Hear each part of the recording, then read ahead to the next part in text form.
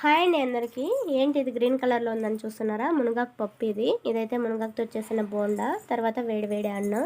వేడివేడి అన్నంలోకి మునగాకుతో చేసిన పప్పు కొద్దిగా వేసుకొని మునగాకుతో చేసిన బోండాలు వేసుకొని తింటే టేస్ట్ అయితే చాలా బాగుంటుంది. మునగాకు హెల్త్కి చాలా మంచిది కదా. మరి ఈ పప్పు ఎలా చేసుకోవాలో సింపుల్గా చూపిస్తాను, చూసేయండి. మునగాకుని ఇలా క్లీన్ చేసి పెట్టుకోవాలి.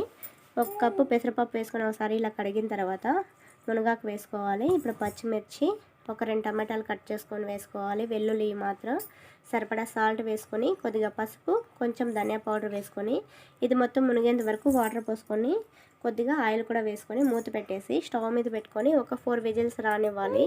4 విజిల్స్ వచ్చిన తర్వాత ప్రెషర్ మొత్తం పోనిచ్చి మూత తీసి చూస్తే ఇలా ఉంటుంది. మునగాకు కదా, మనం మెదుపుకోవాల్సి వస్తుందన్నమాట. ఇలా మెదుపుకోవాలి. మరీ ఎక్కువ మెదిపే అవసరం లేదు, జస్ట్ ఇలా ఉంటే సరిపోతుంది. ఇప్పుడు దీనికి పోపు పెట్టేసుకొని కొత్తిమీర వేసుకొని కలుపుకుంటే పప్పు రెడీ అండి.